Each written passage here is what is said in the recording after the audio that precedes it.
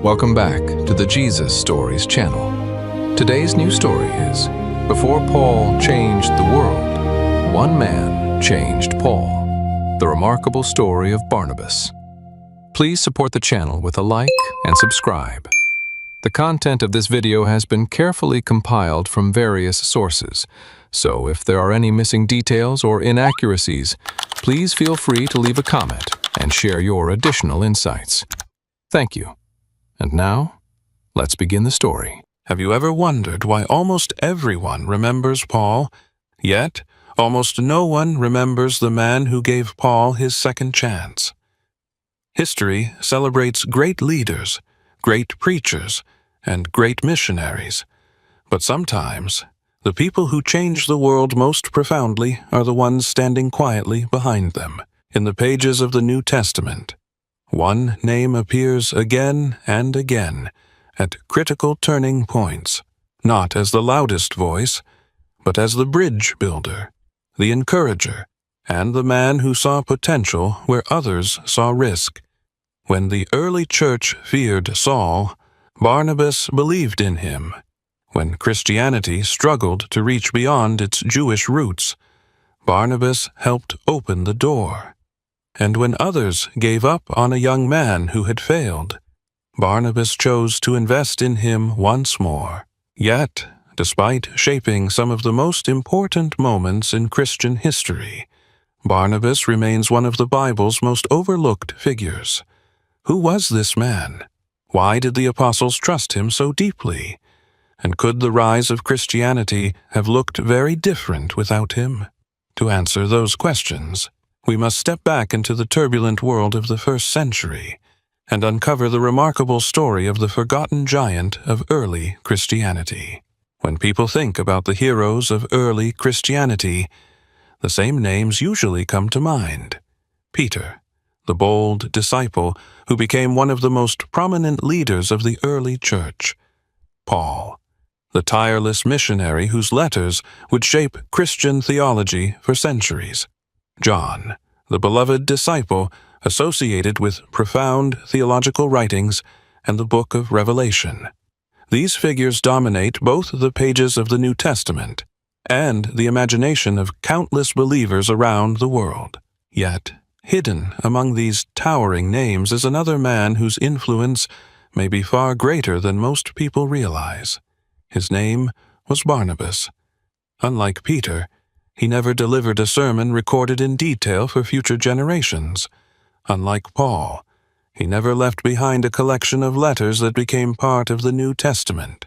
Unlike John, he was not remembered as the author of a gospel. In fact, if someone were asked to list the most important figures in the first generation of Christianity, Barnabas would rarely appear near the top of the list. And yet, this raises an intriguing historical question. How can a man who appears repeatedly at some of the most critical turning points in early Christian history remain so overlooked today? The answer begins with understanding the nature of influence itself. History often remembers the people standing at the center of the stage. It celebrates the famous speaker, the victorious leader, or the visionary whose name becomes attached to major movements. But behind many of those figures are individuals who quietly shape events in ways that are no less significant. Barnabas belongs to that category. He was not merely present during important moments. He helped create them. He was not simply a participant in the growth of Christianity. In many cases, he became the catalyst that allowed key developments to happen at all. One of the most remarkable features of Barnabas is that his story is woven into the rise of other people. Again and again, in the Book of Acts, he appears not as the center of attention, but as the person connecting others, encouraging others, defending others, and creating opportunities for others. This pattern is so consistent that it becomes impossible to ignore. While many leaders seek recognition, Barnabas seems almost content to help others succeed. Yet, this very characteristic may explain why his historical importance is often underestimated. The irony is striking. The more a person dedicates himself to lifting others up, the easier it becomes for later generations to forget the one doing the lifting. To understand Barnabas properly, we must travel back to the 1st century. Christianity at that time was not a global religion. It was a small and often vulnerable movement emerging from the Jewish world of Roman Palestine. The followers of Jesus were navigating uncertainty, opposition, and rapid growth. Questions about leadership, identity, doctrine, and mission were still being worked out. Nothing about the future was guaranteed. From our perspective, knowing that Christianity would eventually spread across continents and influence billions of lives, it is easy to assume that its success was inevitable. But from the perspective of those living through those early decades, the future looked far less certain. Every major decision carried enormous consequences. Every leader mattered. Every relationship mattered. It is within this fragile environment that Barnabas emerges as a key figure. The first thing many readers notice is his reputation. Long before he became associated with famous missionaries or major theological debates, Barnabas was already known for his character.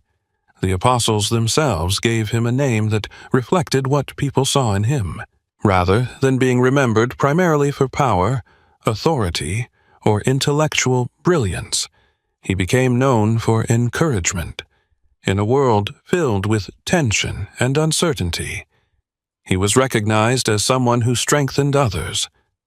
At first glance, that may sound like a minor detail. Modern audiences often admire bold visionaries, charismatic speakers, and powerful leaders. Encouragement can seem secondary by comparison. Yet the story of Barnabas challenges that assumption.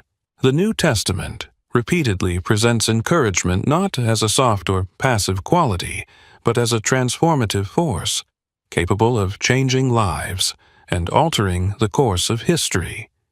As we will see throughout this documentary, some of the most important developments in early Christianity can be traced back to moments when Barnabas chose to encourage rather than condemn, trust rather than fear, and invest rather than abandon. Another reason Barnabas deserves closer attention is that his story reveals something deeply human about the early church. The first Christians were not flawless heroes moving effortlessly from one victory to another. They were real people facing difficult decisions, disagreements, failures, and uncertainties. Barnabas lived within that reality. He worked alongside remarkable leaders, but he also experienced conflict, disappointment, and moments of controversy.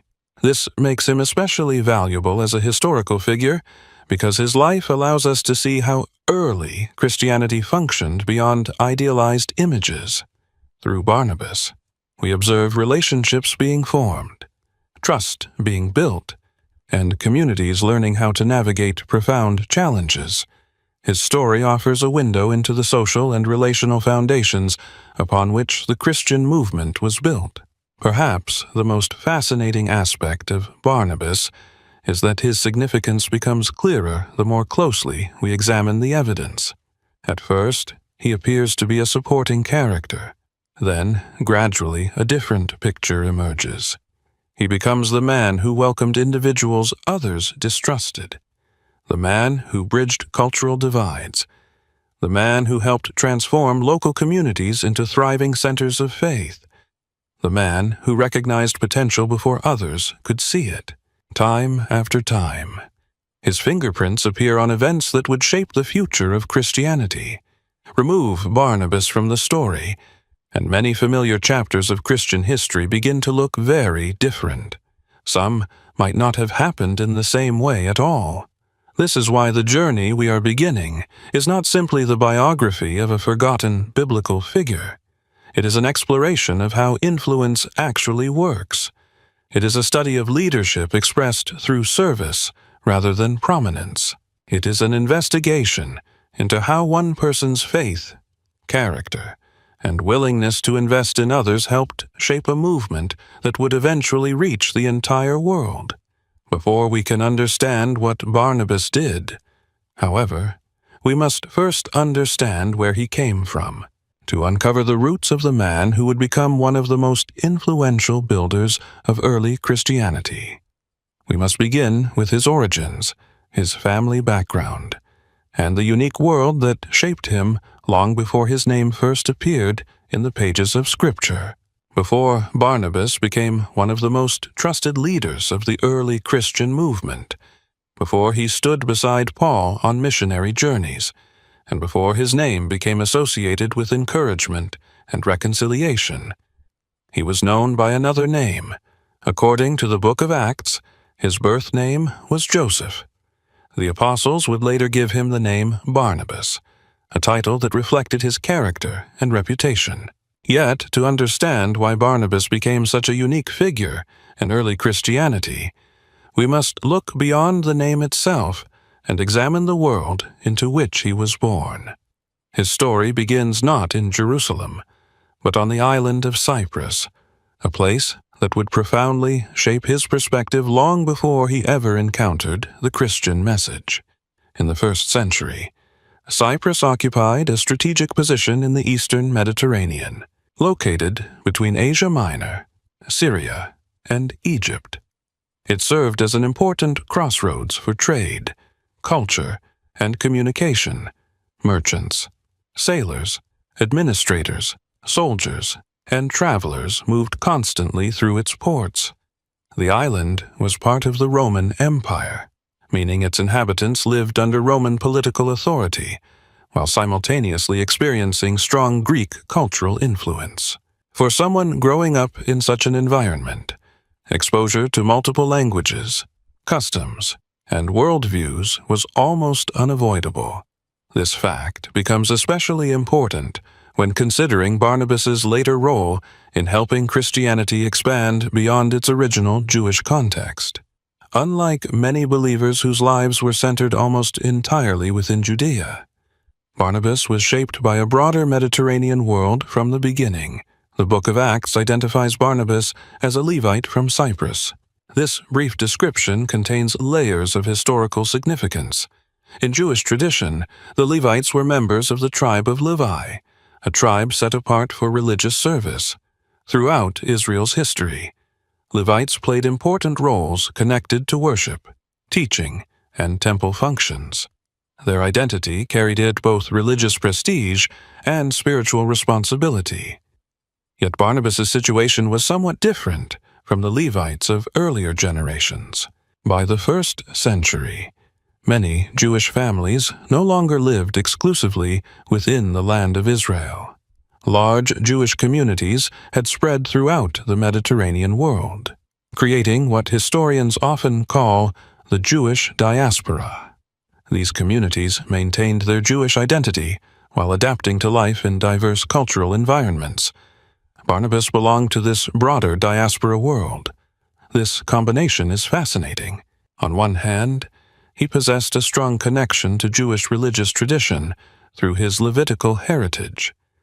On the other hand, he grew up in a multicultural environment influenced by Greek language, Roman administration, and international commerce.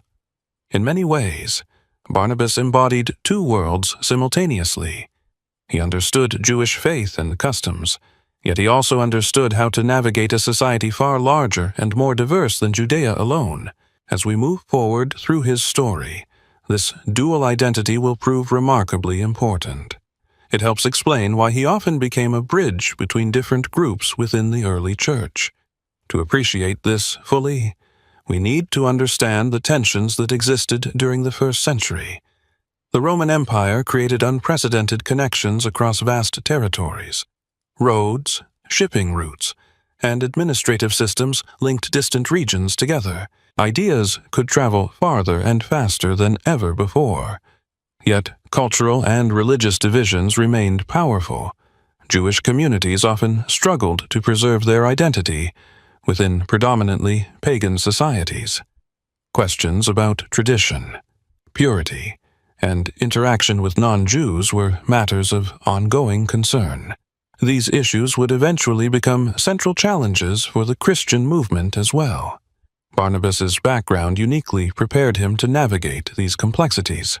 While the New Testament provides only limited details about his early life, the available evidence allows us to draw careful conclusions about the environment that shaped him. Scholars generally agree that growing up in Cyprus would have exposed him to a level of cultural diversity uncommon in many parts of Judea. He likely encountered people from different ethnic backgrounds, different economic classes, and different religious traditions. Such experiences often cultivate flexibility, adaptability, and an ability to communicate across boundaries. These qualities would later become hallmarks of Barnabas's ministry. Another intriguing aspect of Barnabas's background involves the question of language. While we cannot know with certainty every language he spoke, it is highly probable that he was familiar with Greek, the common language of much of the Eastern Mediterranean. Greek functioned as a shared means of communication across many regions of the Roman world. This linguistic ability would have been invaluable for someone participating in a movement that was rapidly spreading beyond the borders of Judea. The Christian message was increasingly reaching people whose primary language and cultural framework differed from those of Jerusalem.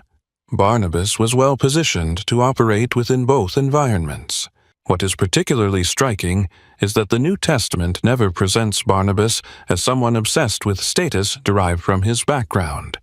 If anything, the opposite appears true, although he possessed respectable religious credentials as a Levite. His later actions reveal a man more concerned with service than prestige. This observation becomes important because first-century society often placed significant emphasis on ancestry, social standing, and public honor. Yet, throughout his story, Barnabas consistently demonstrates a willingness to use whatever advantages he possessed for the benefit of others, rather than for personal advancement. Such behavior would become one of the defining characteristics of his leadership. The world into which Barnabas was born was also marked by profound political realities. Roman power dominated the Mediterranean. Imperial authority shaped daily life, economic activity, and social structures. At the same time, many Jewish communities carried strong hopes rooted in their scriptures. They longed for God's intervention in history, anticipated the fulfillment of divine promises, and wrestled with questions about identity under foreign rule. These expectations formed part of the broader environment in which early Christianity emerged. Barnabas grew up at the intersection of these historical forces. He belonged to a people with deep religious traditions, while living within an empire that connected nations on an unprecedented scale. Looking back, it is remarkable how perfectly this background aligned with the future needs of the Christian movement. The gospel would soon move beyond Jerusalem and into the wider Roman world. It would require leaders capable of understanding different cultures without abandoning core convictions. It would require individuals who could build trust across boundaries and help diverse communities find common ground. Barnabas's upbringing appears to have prepared him for precisely such a role. Of course, at this stage of the story, none of that was yet visible. Joseph of Cyprus was simply a man shaped by his heritage, his environment, and his experiences. The dramatic chapters that would eventually define his legacy had not yet unfolded. There were no missionary journeys, no famous partnerships, and no major controversies. Yet, the foundations were already being laid. The future Barnabas, the encourager, the bridge builder, and the trusted leader of the early church, was being formed long before history would remember his name. The next major clue to understanding this transformation comes from an event that revealed not merely where Barnabas came from, but who he truly was. It was a decision involving generosity, sacrifice, and personal conviction that would earn him a new name and establish his reputation among the earliest followers of Jesus. If chapter 2 revealed the world that shaped Barnabas, chapter 3 reveals the character that defined him. Up to this point, we have met a man named Joseph, a Levite from Cyprus living within the diverse and interconnected world of the Roman Empire. We have explored his background, his cultural environment, and the unique combination of influences that prepared him for a future role in the early Christian movement. But historical circumstances alone do not explain why certain individuals become trusted leaders while others remain anonymous. Character matters. Decisions matter. And in the case of Barnabas, one decision would become so memorable that it changed the way people identified him for the rest of his life.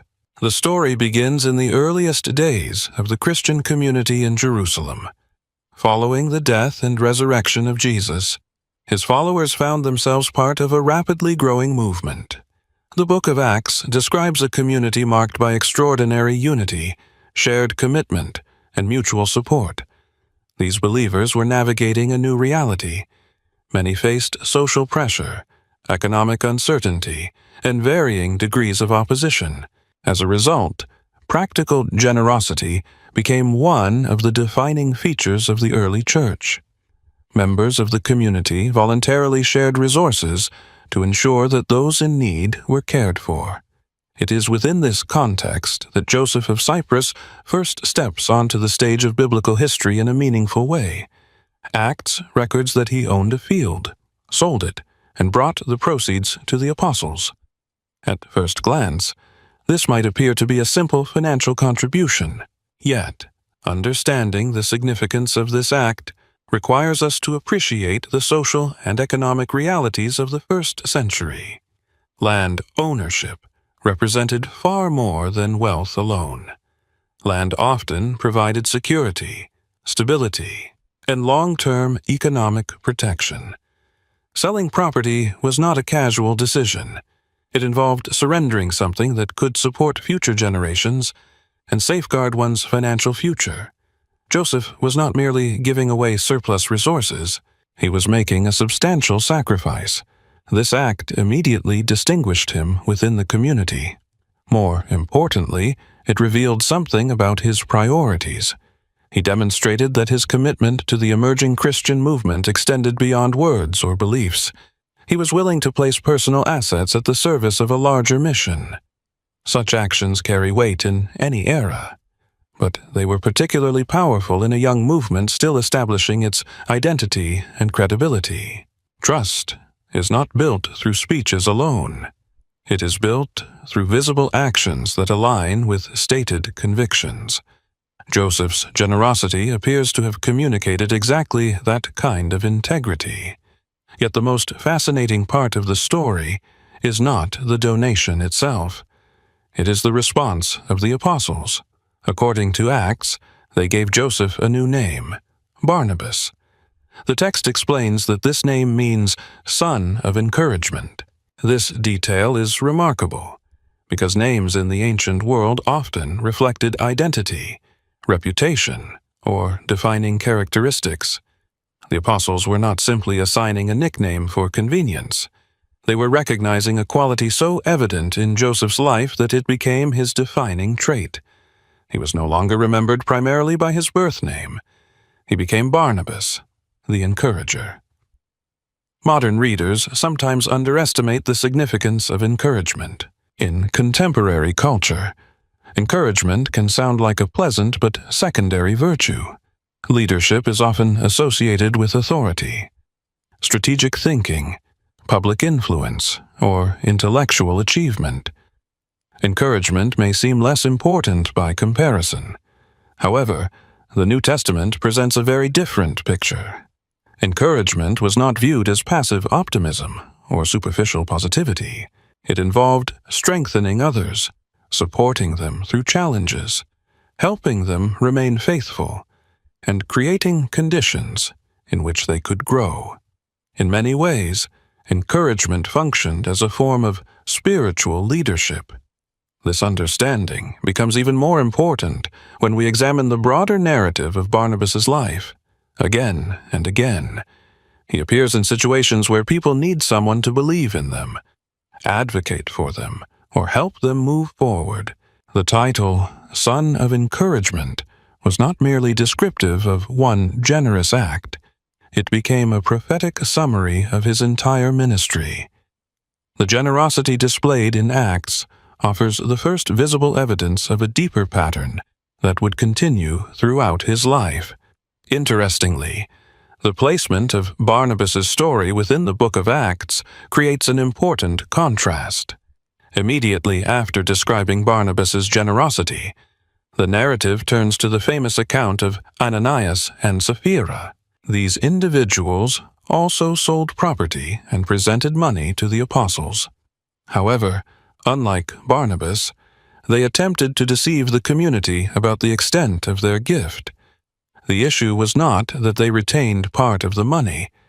The problem was dishonesty. They wanted the reputation associated with total sacrifice while secretly preserving resources for themselves. The contrast between these two stories is striking. Barnabas represents sincerity, transparency, and genuine commitment. Ananias and Sapphira represent the temptation to seek recognition without matching inward integrity. Luke's placement of these narratives side by side appears intentional. One example highlights authentic devotion. The other serves as a warning against spiritual hypocrisy. For viewers examining Barnabas's life, this comparison provides an important insight. His reputation was not built on dramatic public achievements. It was built on trustworthiness. People believed him because his actions consistently reflected his values.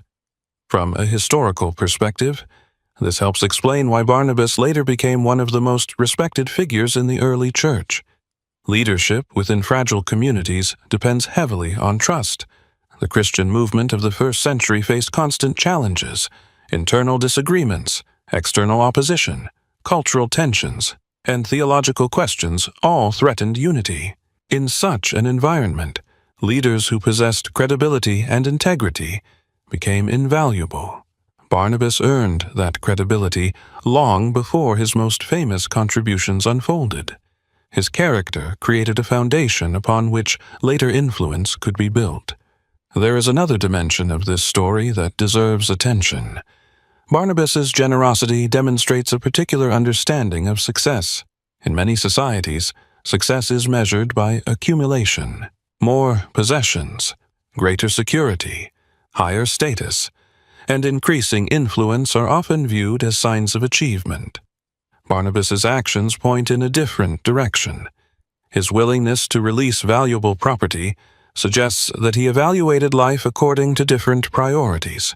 What mattered most was not preserving resources for personal advancement, but investing them in a community and mission he believed God was establishing. Whether one approaches this story from a faith perspective or a historical perspective, the principle remains striking. Barnabas consistently appears as someone willing to use his resources, opportunities, and influence for the benefit of others. This pattern would soon expand beyond financial generosity into something even more significant. In the chapters ahead, Barnabas will use not only his possessions, but also his reputation and credibility to support individuals whom others distrust. He will place his own standing on the line to advocate for people who desperately need someone to believe in them. The title, Son of Encouragement, will move from being a description of generosity to becoming a defining philosophy of leadership. Yet, perhaps the most important test of that philosophy was still to come. A dangerous and deeply controversial figure was about to enter the story of the early church. Most believers feared him. Many wanted nothing to do with him. His past made him seem impossible to trust, but where others saw a threat, Barnabas would see possibility, and in doing so, he would make a decision that could alter the course of Christian history forever. By the time Barnabas had established a reputation as a trusted and respected member of the Christian community, the early church was facing one of the most traumatic periods in its short history. The movement that had begun in Jerusalem after the resurrection of Jesus was growing rapidly. But growth came with a cost. Opposition was intensifying. The execution of Stephen, often recognized as the first Christian martyr, marked a turning point. Persecution spread. Believers were scattered. Fear became a daily reality. At the center of that fear stood a young Pharisee named Saul of Tarsus. For many Christians living in those years, Saul was not merely an opponent. He was a symbol of danger.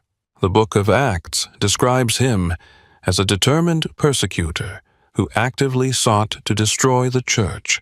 He entered homes, arrested believers, and supported efforts to suppress the movement. To the followers of Jesus, Saul represented the very forces threatening their survival. It is difficult for modern readers to fully appreciate the emotional impact of his reputation.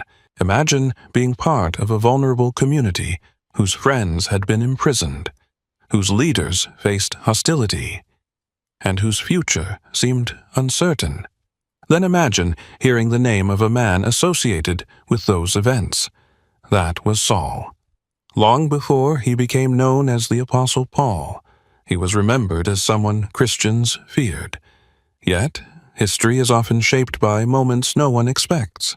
According to Acts, while traveling to Damascus with authority to arrest followers of Jesus, Saul experienced a dramatic encounter that changed the course of his life.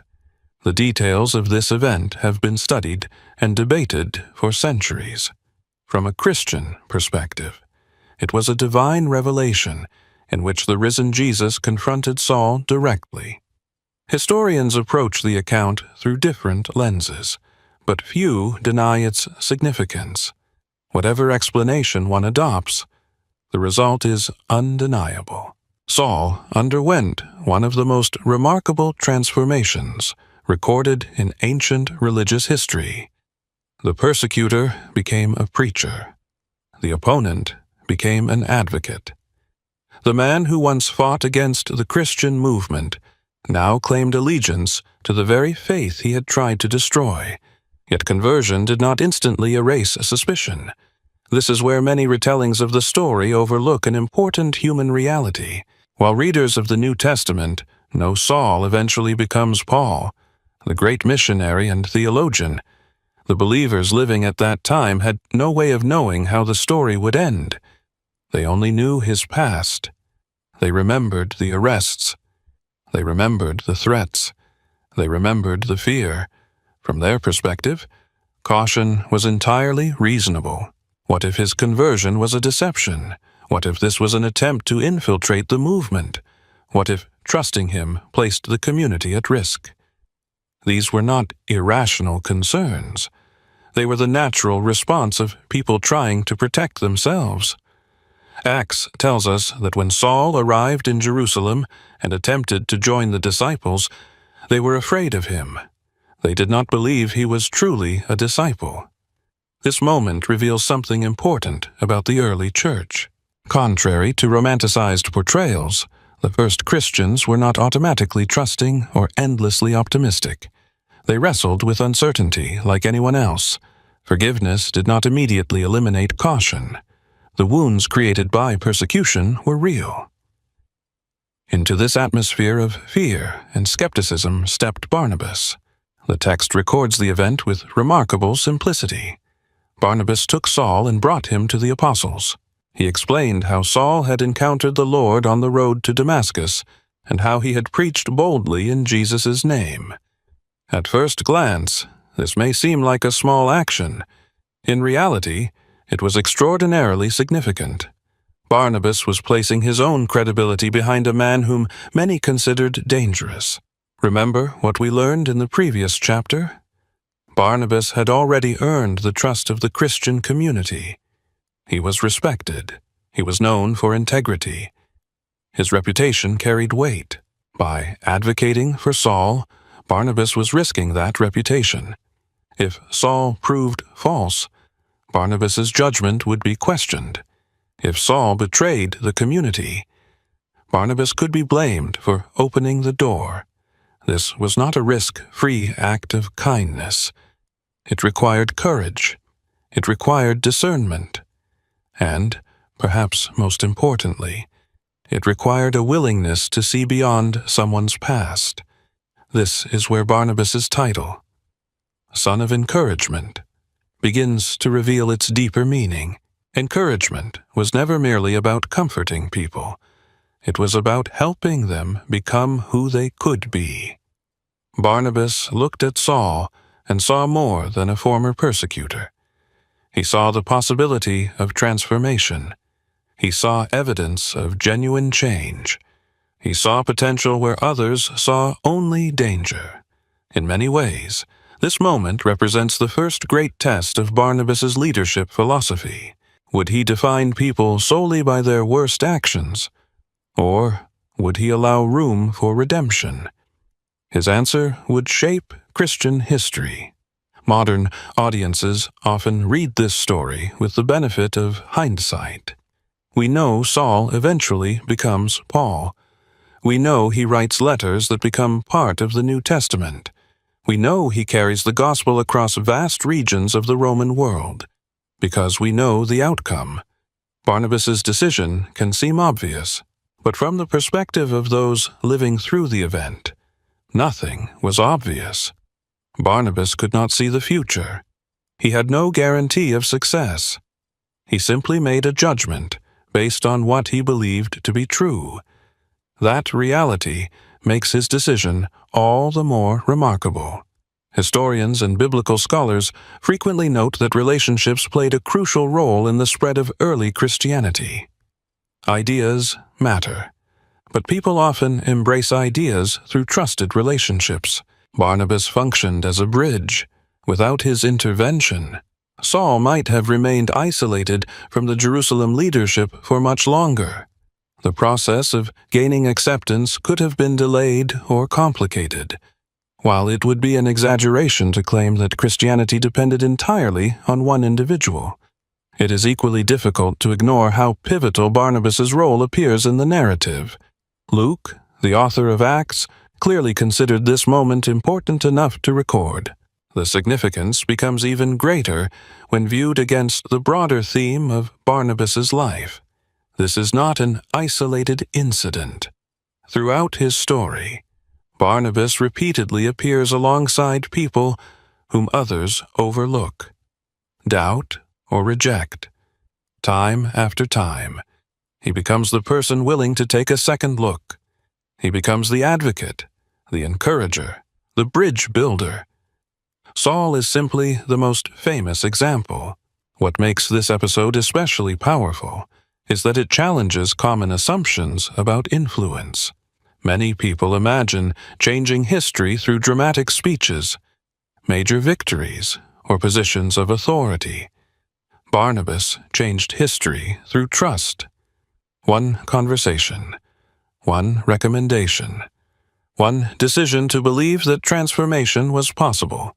Sometimes the most significant acts are not the most visible ones. Sometimes they happen quietly, in moments when someone chooses to open a door that others want to keep closed. As Saul gradually gained acceptance and began preaching more openly, the future remained uncertain. No one could yet foresee the missionary journeys, theological debates, and global impact that lay ahead. But one thing was becoming increasingly clear. Barnabas possessed a rare ability to recognize potential before others could see it.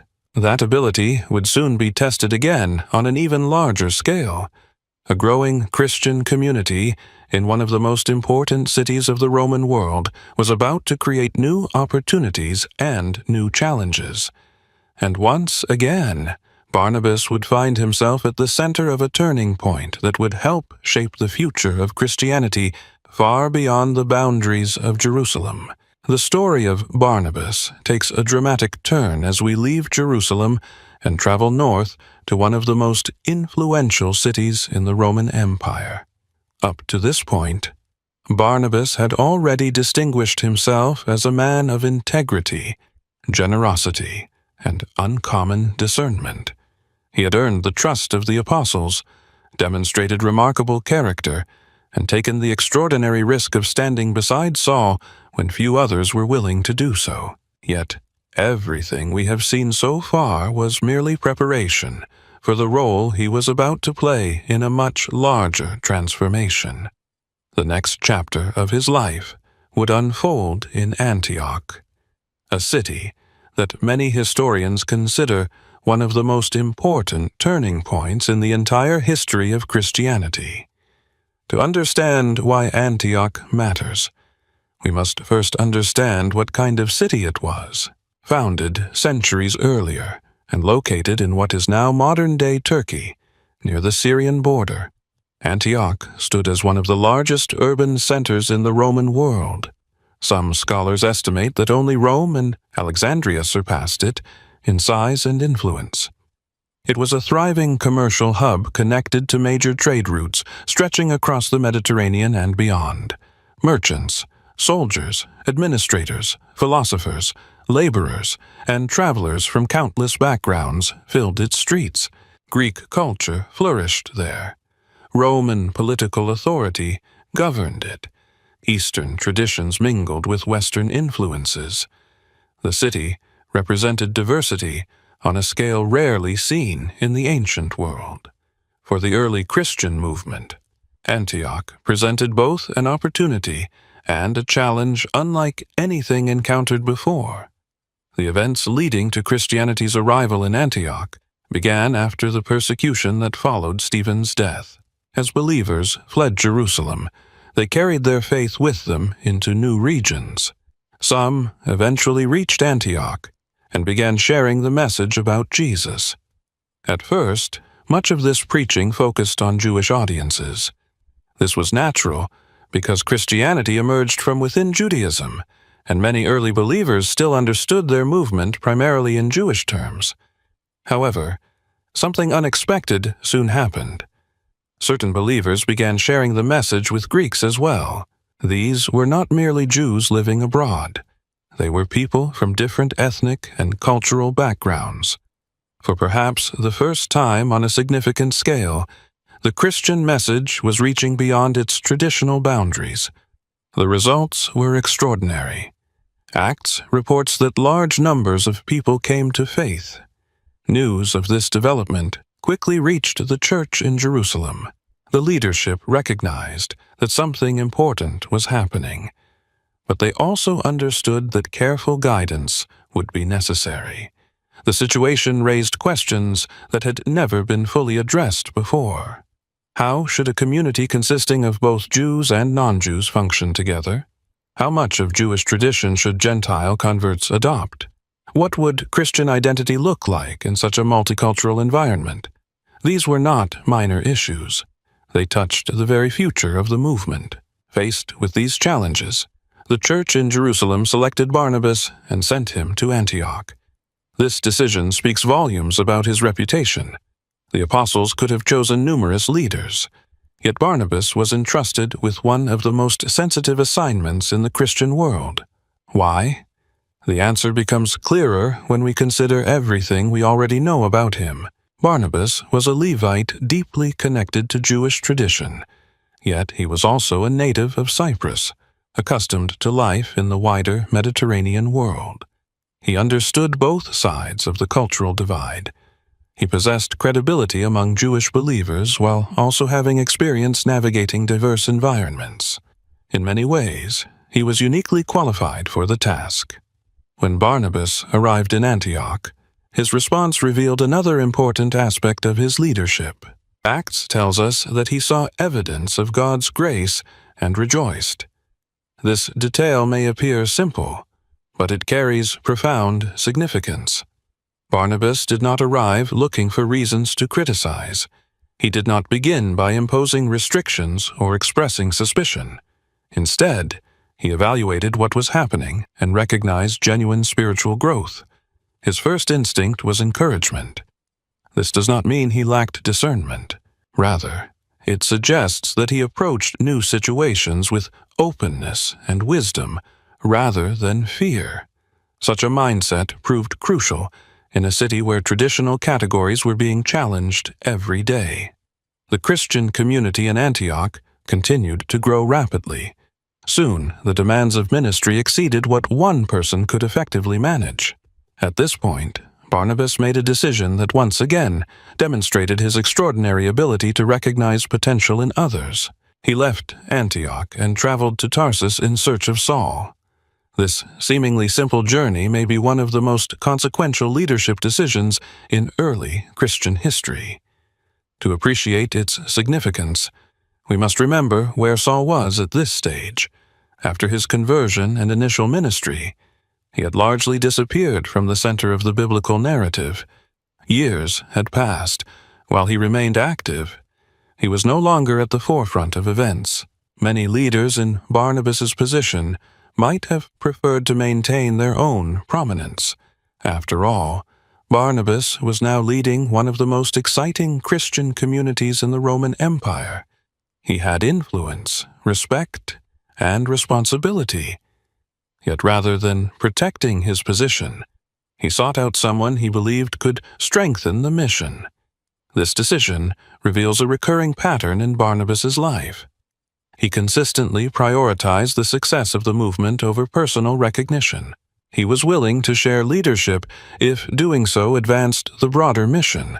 Finding Saul was only the beginning. Barnabas brought him back to Antioch, and together they spent a year teaching the growing community. During this period, Antioch evolved into something unprecedented. It became a vibrant center where believers from different backgrounds learned to worship, serve, and live together. Historians often note that Antioch represented a major step in Christianity's transition from a primarily Jewish movement into a faith capable of embracing people from every nation. The significance of this transformation cannot be overstated. Without Antioch, the future development of Christianity might have looked very different. It is also in Antioch that one of the most famous labels in religious history first appeared. According to Acts, the disciples were first called Christians there. Scholars continue to discuss the exact origin and meaning of the term. Some suggest it may initially have been used by outsiders rather than believers themselves. Regardless of its origin, the label reflects a growing recognition that this community represented something distinct. Its identity could no longer be understood solely through existing categories. A new movement was emerging, one that transcended ethnic boundaries while remaining rooted in the story of Jesus. Barnabas stood at the center of this transformation. What makes his contribution particularly fascinating is that he achieved influence not through domination but through empowerment. He encouraged growth. He identified talent. He built bridges between people. He helped create an environment where others could flourish. In modern leadership discussions, these qualities are often described as collaborative or servant leadership. Barnabas embodied them centuries before such terminology existed. He understood that lasting impact comes not merely from directing others, but from helping them become who they are capable of being. The partnership between Barnabas and Saul would soon face challenges far greater than anything encountered in Antioch. The growing success of the community raised new questions about the future direction of the Christian movement. Should the message remain concentrated in established centers, or should it be carried into entirely new territories? The answer would lead Barnabas and Saul on a journey that would change not only their own lives, but the course of Christian history itself. For the first time, the gospel would move deliberately into regions where it had never before been proclaimed. And, once again, Barnabas would find himself at the forefront of one of the most significant developments in the story of the early church. By the time Barnabas and Saul completed their year of teaching in Antioch, the city had become far more than a successful local congregation. It had evolved into a new kind of Christian community, one that reflected the increasingly global character of the movement. Believers from different backgrounds worshipped together. Jewish and Gentile followers of Jesus shared a common identity. New leaders were emerging. New possibilities were appearing. Yet, an important question remained unanswered. Was Antioch simply a destination where the gospel had arrived, or was it meant to become a launching point from which the gospel would spread even farther? The answer would come through a decision that many historians consider one of the most consequential moments in the history of Christianity. It was a decision that would transform Barnabas from a respected local leader into one of the first great missionaries of the Christian movement. According to the Book of Acts, while leaders in Antioch were worshiping and fasting, the Holy Spirit directed the community to set apart Barnabas and Saul for a special work. The language used in the text suggests intentional commissioning rather than spontaneous travel. This was not a casual journey. It was a mission. The church laid hands on them, prayed for them, and sent them out. For modern readers, the significance of this event can be easy to overlook because missionary activity has become such a familiar part of Christian history. But at that moment, no established model existed. There were no centuries of precedent, no proven strategies, no roadmaps explaining how a movement rooted in the life and teachings of Jesus should expand across the vast and diverse Roman world. Barnabas and Saul were entering largely uncharted territory.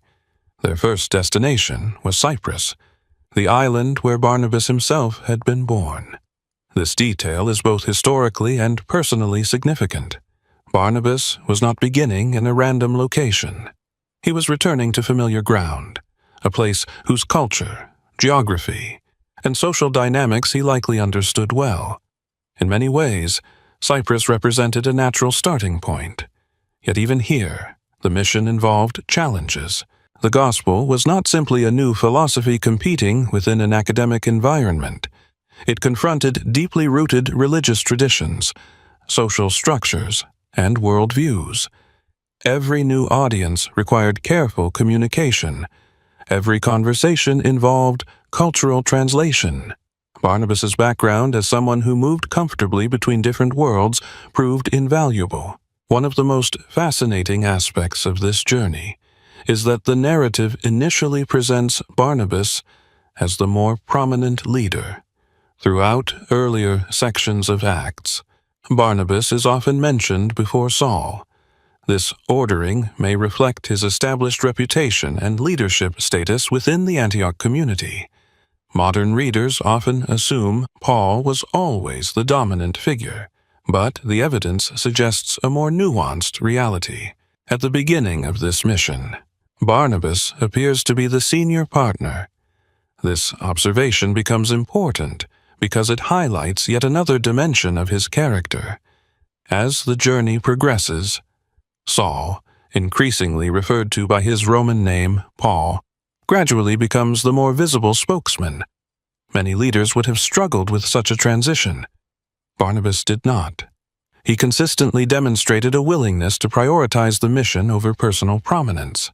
The mission soon brought them into contact with one of the most intriguing figures in the Book of Acts, a Roman proconsul named Sergius Paulus. As a provincial governor, Sergius Paulus occupied a position of considerable authority. His interest in hearing the message of Barnabas and Saul created a significant opportunity. Yet, the encounter also introduced opposition in the form of Elymas, a magician who attempted to influence events and turn the governor away from the Christian message. The resulting confrontation has attracted scholarly attention for centuries because it illustrates a recurring pattern within Acts. The expansion of Christianity often occurs alongside resistance. Every major breakthrough seems to be accompanied by obstacles. What matters for our understanding of Barnabas is how he responded to such challenges. The mission was never presented as an easy triumph. It required perseverance, adaptability, and courage. These qualities would become increasingly important as the journey continued. After leaving Cyprus, Barnabas and Paul traveled into regions of Asia Minor, moving through cities that formed part of the vast network connecting the Roman Empire. Here, we begin to see one of the central themes of the missionary enterprise. The gospel was crossing boundaries, geographic boundaries, cultural boundaries, religious boundaries, linguistic boundaries. Christianity was no longer confined primarily to Jerusalem, Judea, or even communities closely tied to Jewish traditions.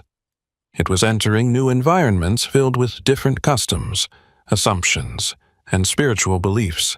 Historians often emphasize that this transition was one of the most significant developments in the first century. Without it, Christianity might have remained a relatively small movement within Judaism. Instead, it began evolving into a faith capable of reaching people throughout the Mediterranean world. Barnabas played a crucial role in this transformation.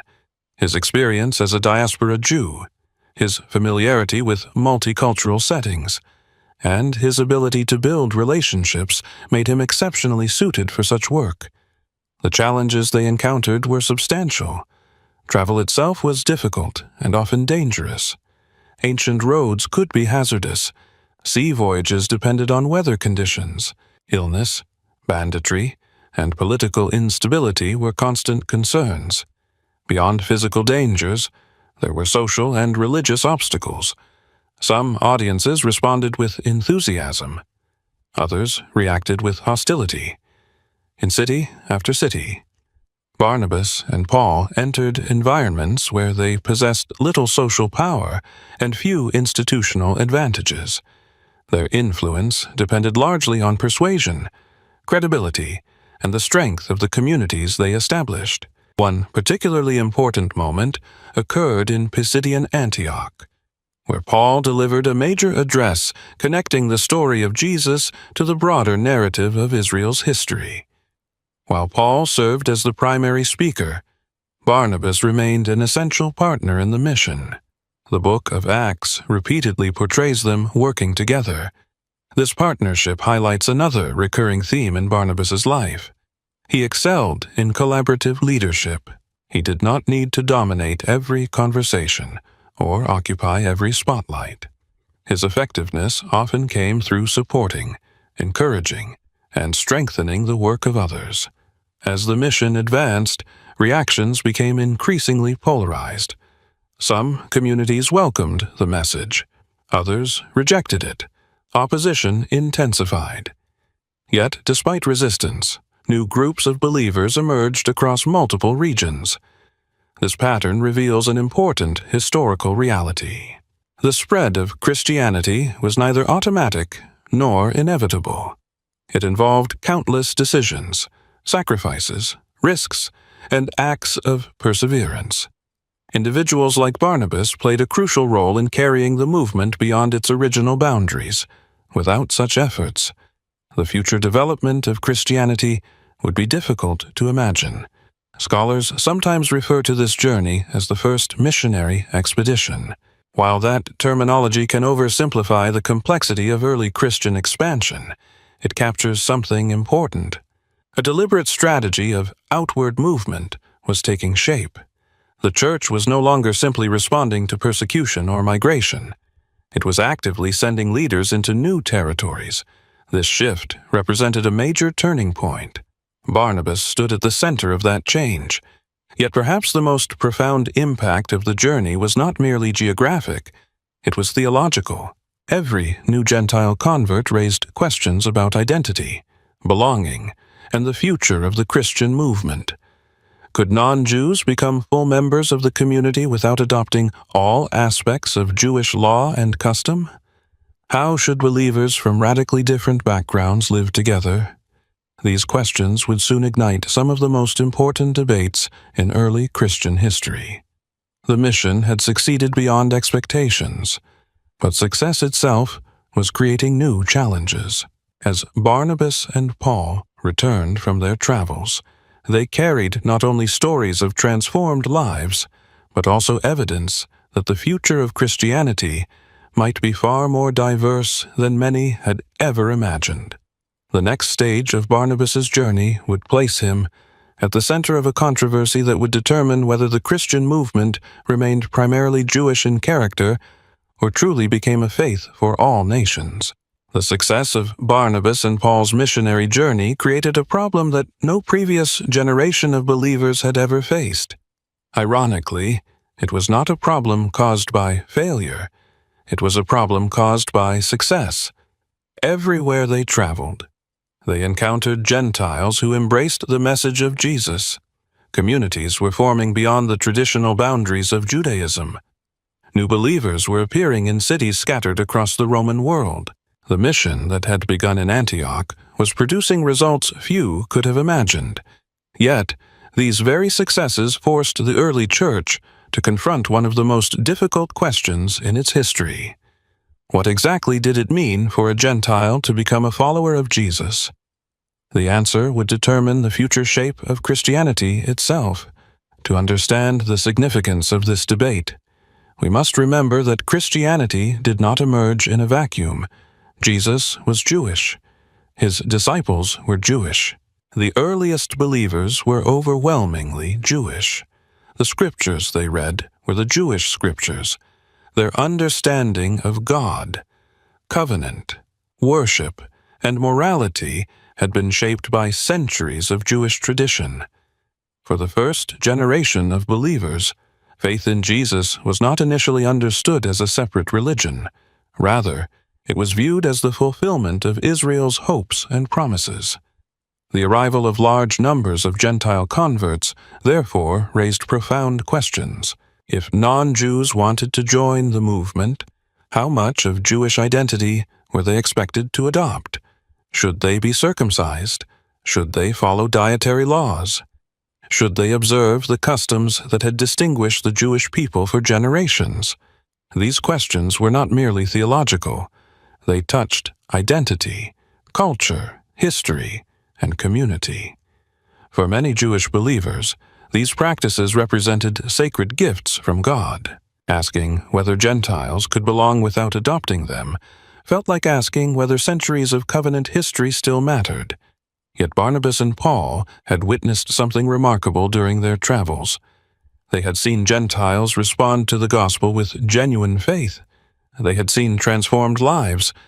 They had seen communities emerge in places where traditional Jewish practices were not part of everyday life. Their experiences forced them to wrestle with a difficult possibility. What if God was doing something larger than many had expected? What if entrance into the people of God was no longer defined primarily by ethnic identity or adherence to specific cultural markers? These questions became increasingly urgent as tensions grew within the Christian movement. Before examining the famous Council of Jerusalem, it is important to consider another revealing event from the missionary journey. In the city of Lystra, Barnabas and Paul encountered a dramatic and unexpected situation that illustrates the cultural complexity of their mission. According to Acts, after a miraculous healing, the local population concluded that the gods had come down in human form.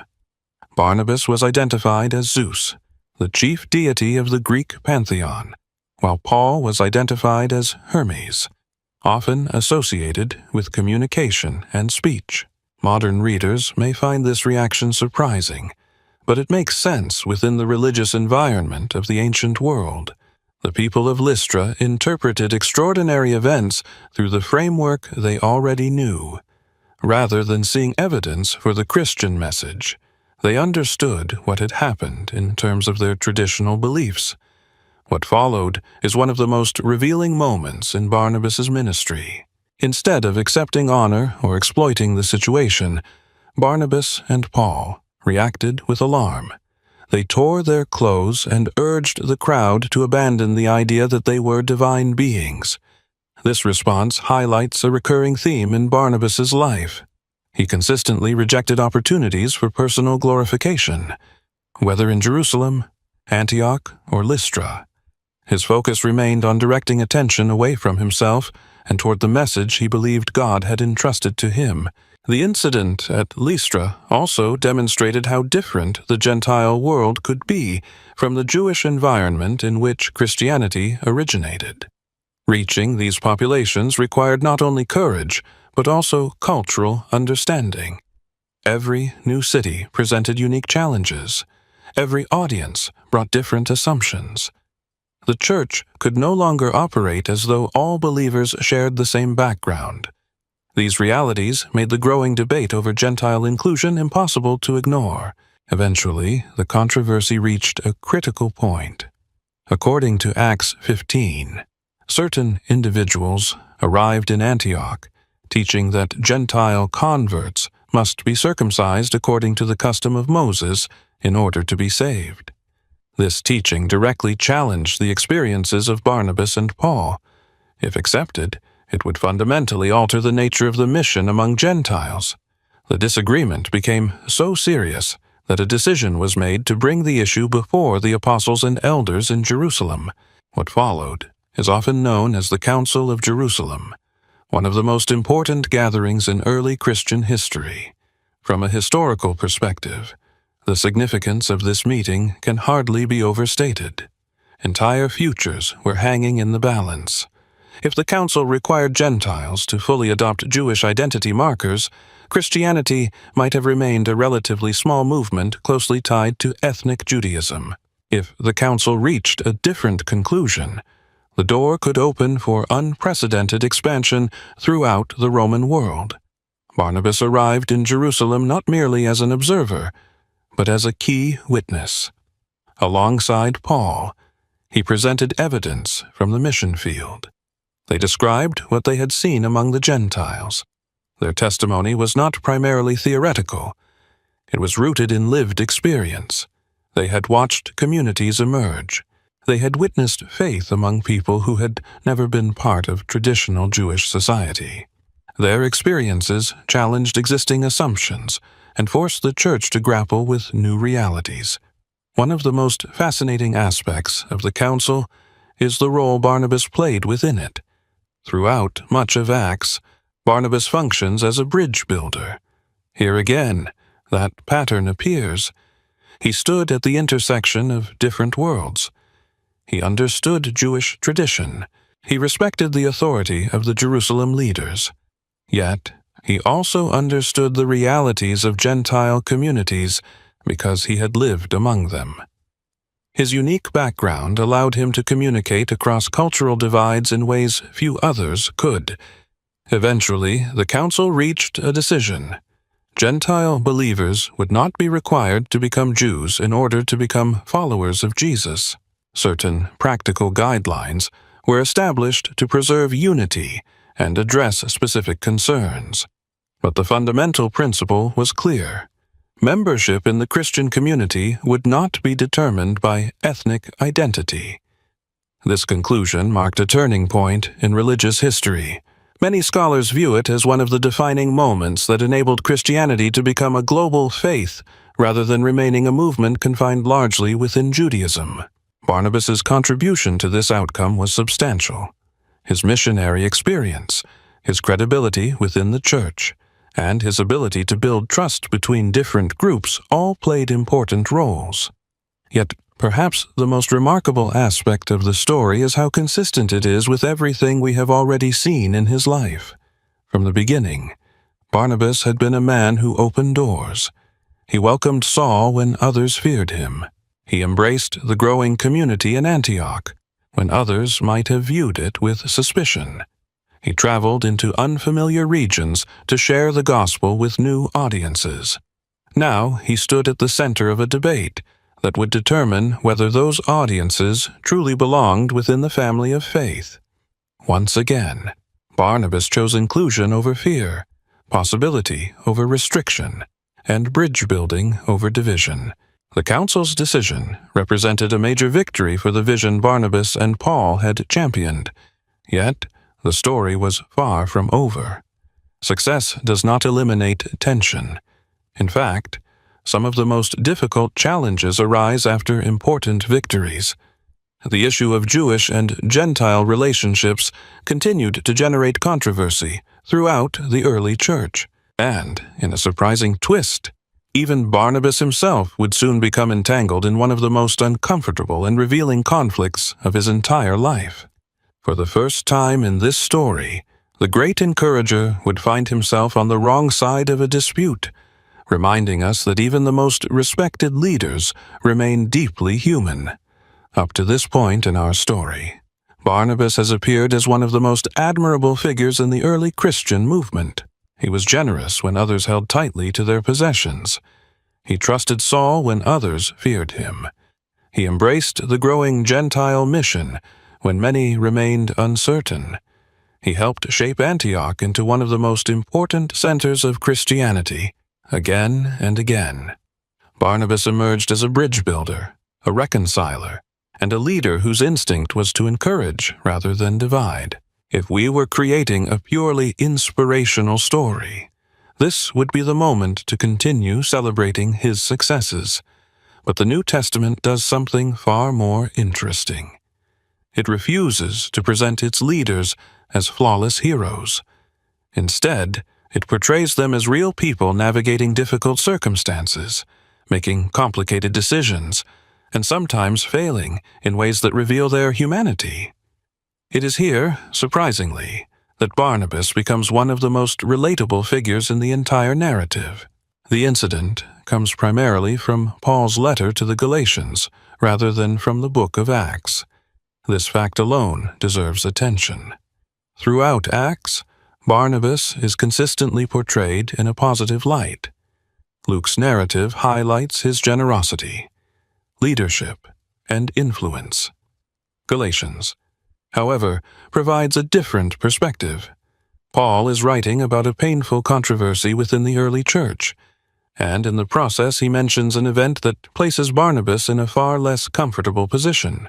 For historians, this passage is particularly valuable because it offers an independent glimpse into the tensions that existed among the first generation of Christian leaders. The setting is Antioch, the very city that had become a symbol of Jewish and Gentile believers living together in one community. Following the decision reached at the Jerusalem Council, one might expect the controversy over Gentile inclusion to have been permanently resolved. In reality, human relationships are rarely that simple. Official decisions do not instantly eliminate years of cultural habits, social expectations, and deeply rooted fears. Theological agreement does not automatically erase emotional discomfort. The challenge facing the early church was not merely deciding what to believe. It was learning how to live together in light of those beliefs. According to Paul, the controversy began when Peter, one of the most respected leaders in Christianity, visited Antioch. Initially, Peter freely ate with Gentile believers. This behavior reflected the growing understanding that Jewish and Gentile followers of Jesus belonged to the same spiritual family. Shared meals carried enormous significance in the ancient world. They expressed acceptance, fellowship, and social unity. By eating with Gentile Christians, Peter demonstrated that they were full members of the community. Yet, something changed. Paul explains that certain individuals associated with the circumcision group arrived from Jerusalem. These believers were particularly concerned with maintaining traditional Jewish boundaries and customs. Whether their concerns were theological, social, or political remains a matter of scholarly discussion. What is clear is that their presence created pressure. Peter began withdrawing from meals with Gentile believers. He separated himself out of fear. The issue was not simply where people sat during dinner. It was about what those actions communicated. If a leader as prominent as Peter withdrew from Gentile Christians, it could easily suggest that they were somehow less acceptable, less pure, or less fully included within the people of God. Then comes one of the most surprising statements in the entire account. Paul writes that the rest of the Jewish believers joined Peter in this behavior, and among them was Barnabas. The sentence is brief, but its impact is enormous. The very man who had championed the Gentile mission, the man who had witnessed God's work among non-Jewish converts, the man who had stood beside Paul before the Jerusalem Council. Even Barnabas was carried away by the pressure of the moment. For many readers, this revelation is deeply unsettling. How could Barnabas, of all people, become involved in such a situation?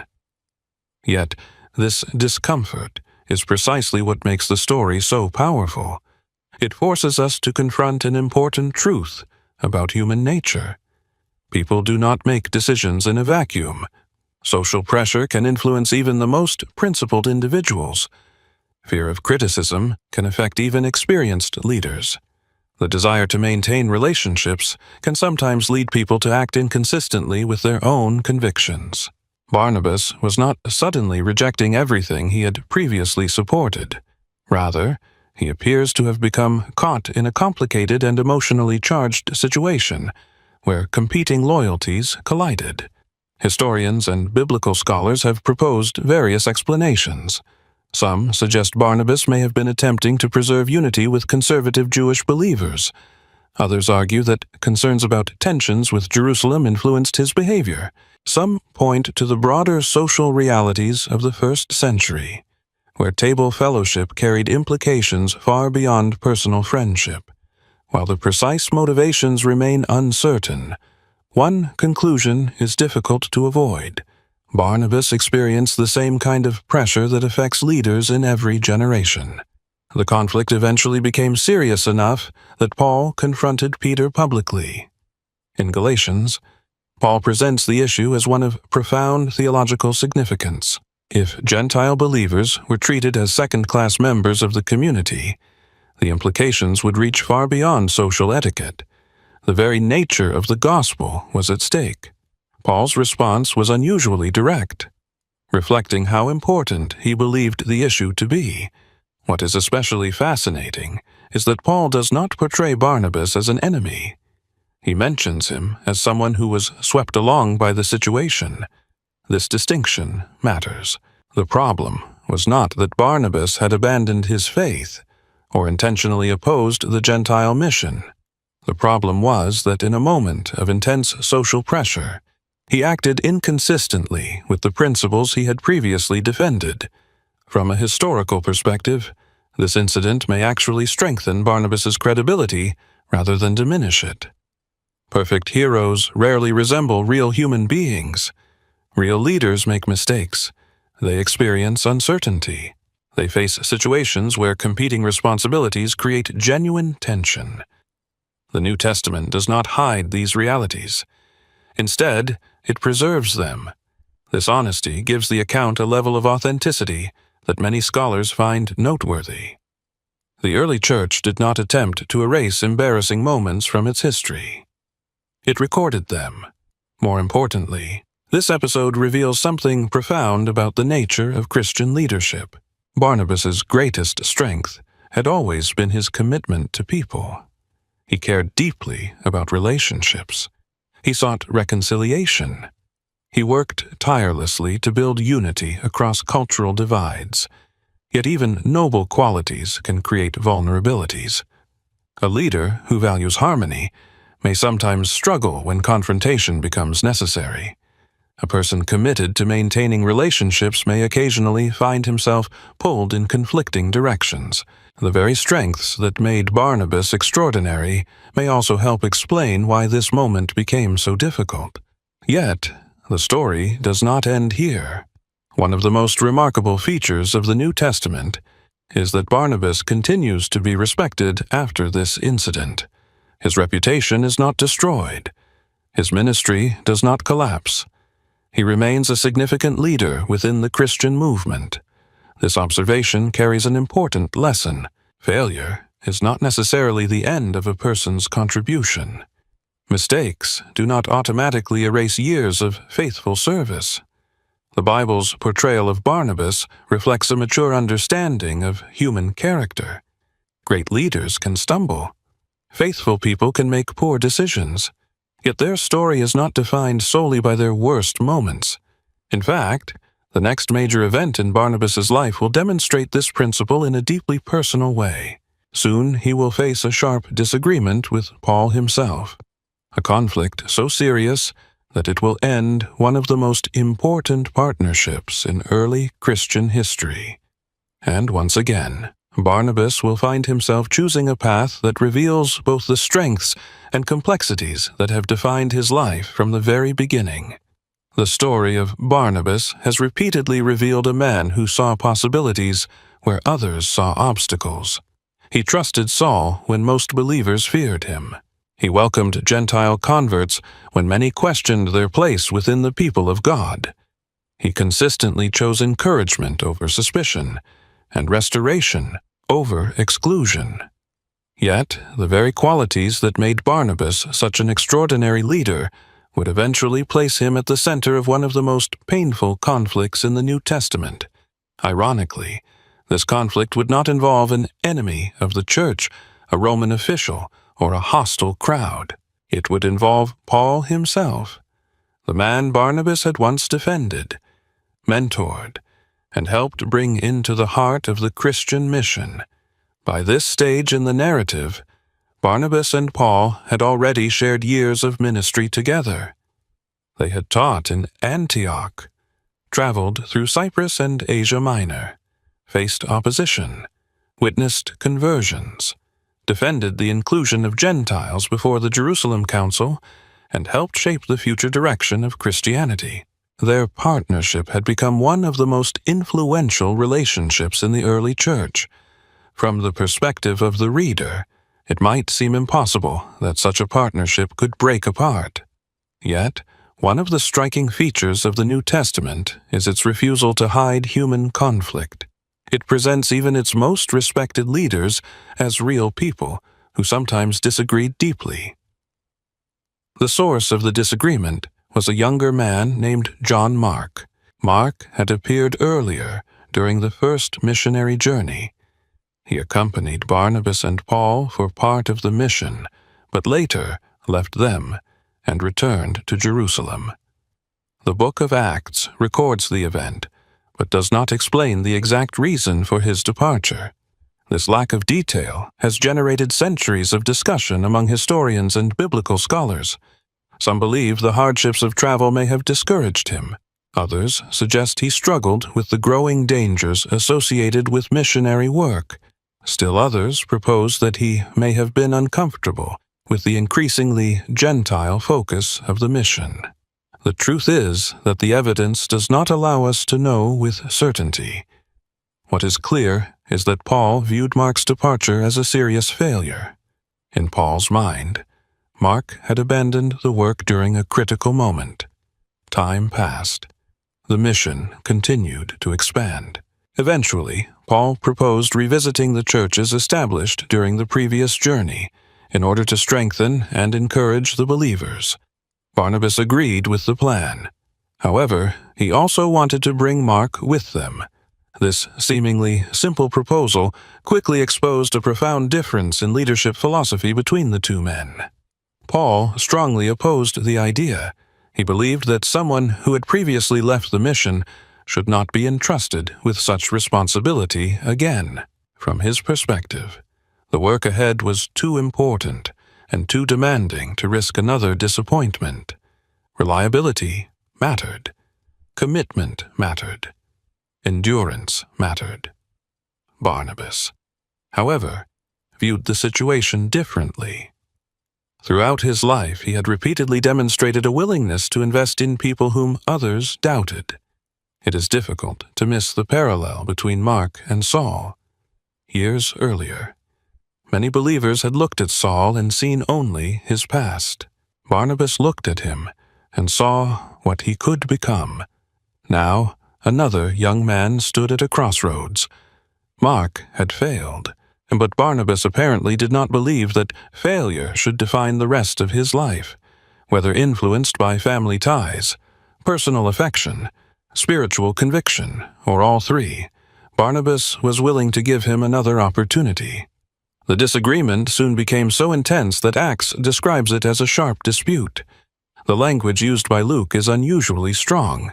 This was not a minor misunderstanding or a polite difference of opinion. It was a serious conflict between two respected leaders who cared deeply about the mission, yet could not agree on the best path forward. What makes the account particularly fascinating is that Luke does not clearly declare either man the winner. Modern readers often want a simple answer. Was Paul right, or was Barnabas right? Yet the text itself offers something more complex. Paul represented the importance of accountability, reliability, and mission effectiveness. Barnabas represented the importance of restoration, growth, and second chances. Both values mattered. Both concerns were legitimate.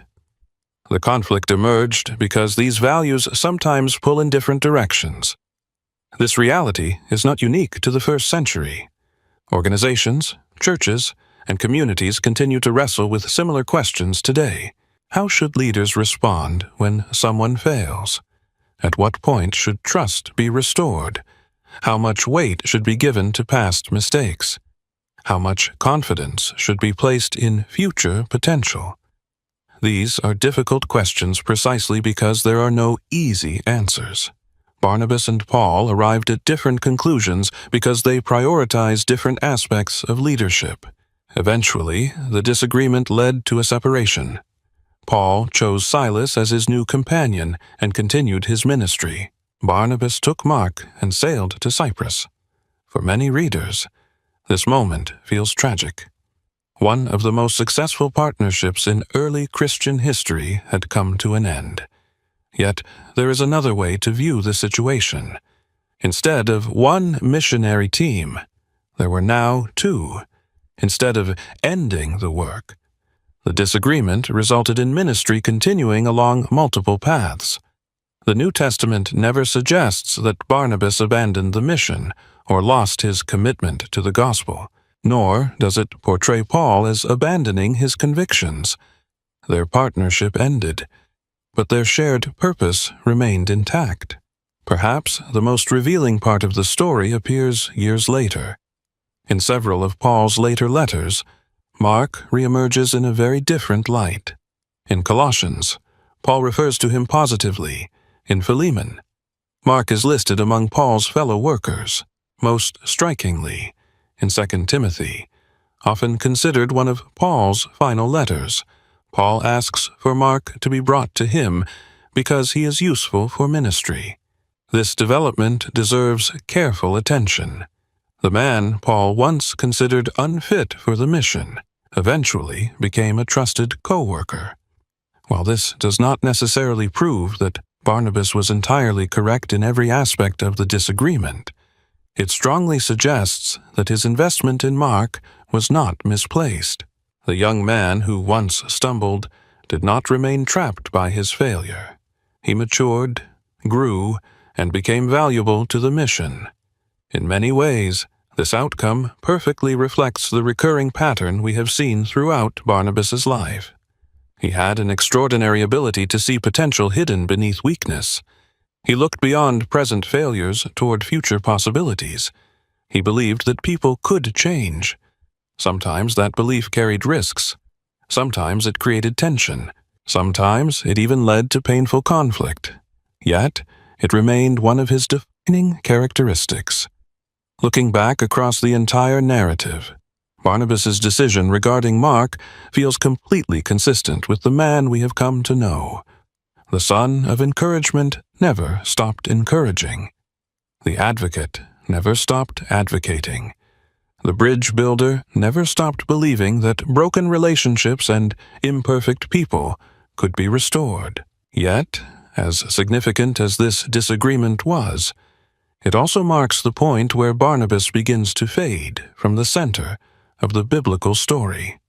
After this chapter, Paul dominates much of the New Testament narrative, while Barnabas gradually disappears from view. For many readers, it is almost as if he vanishes. But history rarely ends when the spotlight moves elsewhere. The final chapter of Barnabas's story takes us beyond the familiar pages of Acts and into one of the most intriguing mysteries surrounding the early church. What became of Barnabas after his separation from Paul?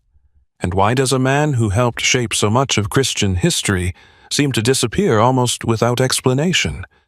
Those questions lead us to the final stage of his remarkable journey. As the book of Acts continues beyond the separation between Barnabas and Paul, something unusual happens. One of the most important figures in the story of early Christianity gradually disappears from the narrative.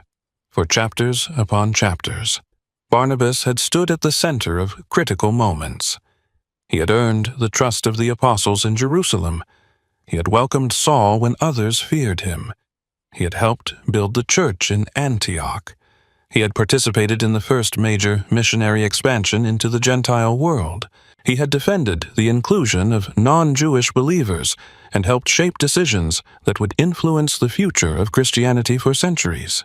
Yet, after departing with Mark for Cyprus, the biblical spotlight shifts almost entirely toward Paul. Readers naturally begin to ask an important question. What happened to Barnabas? The surprising answer is that no one knows with complete certainty.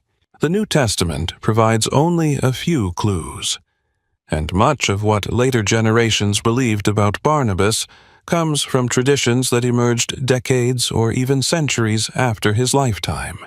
This creates a fascinating challenge for historians. Unlike Peter, Paul, or John, whose later activities receive significant attention in early Christian literature, Barnabas largely disappears into the shadows of history. Yet the absence of detailed information should not be confused with insignificance. In many ways, the mystery surrounding Barnabas tells us something important about both the nature of historical evidence and the character of the man himself. The final, undisputed appearance of Barnabas in the book of Acts occurs after the disagreement over Mark. Luke records that Barnabas took Mark and sailed to Cyprus. Then the narrative follows Paul and Silas, leaving Barnabas behind. From that moment forward, Acts never returns to his story. This silence has generated countless questions. Did Barnabas continue missionary work in Cyprus? Did he establish additional churches? Did he travel to other regions of the Roman world? The biblical text simply does not say.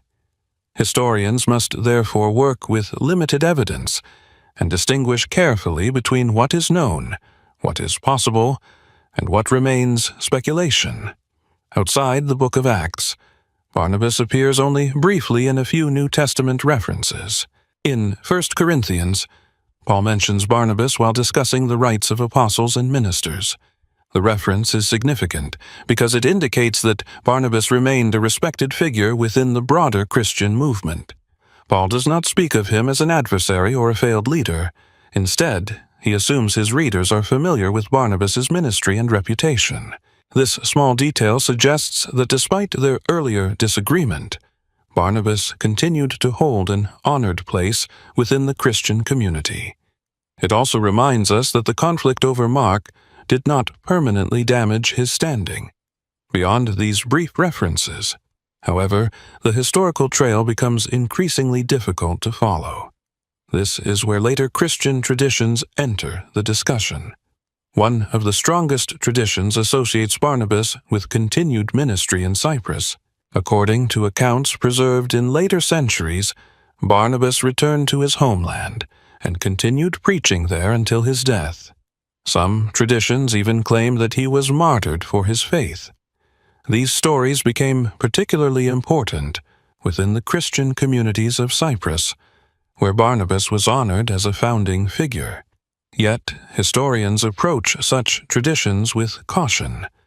The problem is not that the stories are impossible. The problem is that many of the sources were written long after the events they describe. As a result, separating historical memory from later development can be difficult. This does not mean the traditions are false. It simply means that the evidence is less certain than the material found within the New Testament itself. Another intriguing aspect of Barnabas's legacy involves a document known as the Epistle of Barnabas. Early Christians were familiar with this text, and some communities valued it highly. For a period of time, Certain believers even considered it worthy of serious theological attention, alongside other respected writings. However, most modern scholars agree that Barnabas himself probably did not write it. The document was likely composed by an anonymous Christian author sometime after the destruction of Jerusalem in AD 70, decades after the period in which Barnabas lived. The title appears to have been attached later, perhaps to associate the work with a respected figure from the apostolic era. This conclusion is based on linguistic, historical, and theological evidence examined by generations of researchers. While the Epistle of Barnabas remains an important witness to early Christian thought, it should not be treated as a direct source for understanding the historical Barnabas. The uncertainty surrounding Barnabas's later years creates an interesting contrast with the rest of his life. Throughout this documentary, we have seen him repeatedly influencing major events. He introduced Saul to the apostles. He helped establish Antioch as a center of Christian growth. He participated in groundbreaking missionary efforts. He contributed to the resolution of one of the most important theological controversies in early Christianity. Yet, when his own story reaches its final chapters, the details become remarkably sparse. For some viewers, this may seem disappointing. We naturally want a dramatic conclusion. We want to know where he traveled, how he died, and what happened in his final years. History does not always provide such answers. Sometimes even influential figures leave behind only fragments of evidence. Yet perhaps there is something fitting about this outcome. Throughout his life, Barnabas consistently directed attention toward others. He elevated Saul when Saul needed support. He invested in Mark when Mark needed a second chance. He encouraged communities rather than seeking personal recognition. He functioned as a builder, a connector, and a mentor. In many ways, his disappearance from the narrative mirrors the pattern of his entire ministry. He was never primarily concerned with becoming the central figure. His greatest contributions often involved helping others fulfill their calling. Looking back across the historical evidence, one conclusion becomes difficult to avoid. Barnabas was far more influential than his relative obscurity might suggest. Consider what the Christian movement might have looked like without him. If Barnabas had not trusted Saul, would Paul's integration into the early church have happened in the same way? If Barnabas had not recognized Saul's potential in Antioch, would the missionary movement have developed differently? If Barnabas had not helped defend Gentile inclusion, would Christianity have expanded as rapidly across the Roman world? If Barnabas had not invested in Mark, would that young man have become the respected minister later praised by Paul? We cannot answer these questions with certainty, but they highlight how deeply Barnabas's influence is woven into the fabric of early Christian history. His impact is often indirect, yet it appears repeatedly at pivotal moments. This observation leads to a broader lesson about leadership and legacy. History tends to celebrate visible achievements. It remembers famous speeches, major victories, and prominent personalities. Yet, many of the most transformative individuals exert their influence through relationships, mentorship, and encouragement. They shape the future not by dominating the spotlight, but by helping others succeed. Barnabas belongs firmly within that category. He reminds us that some of the most important contributions are not always the most visible. The final image we are left with is not that of a celebrated hero standing alone at the center of history. Instead, it is the image of a man who consistently invested in people, built bridges across divisions, and believed in possibilities others failed to see. Long after his name faded from the pages of Acts, the individuals and communities he helped shape continued carrying the Christian message across the world. In that sense, Barnabas never truly disappeared. His legacy lived on through the lives he influenced, the leaders he encouraged, and the movement he helped build. and perhaps that is the most fitting conclusion for the man the apostles called the son of encouragement.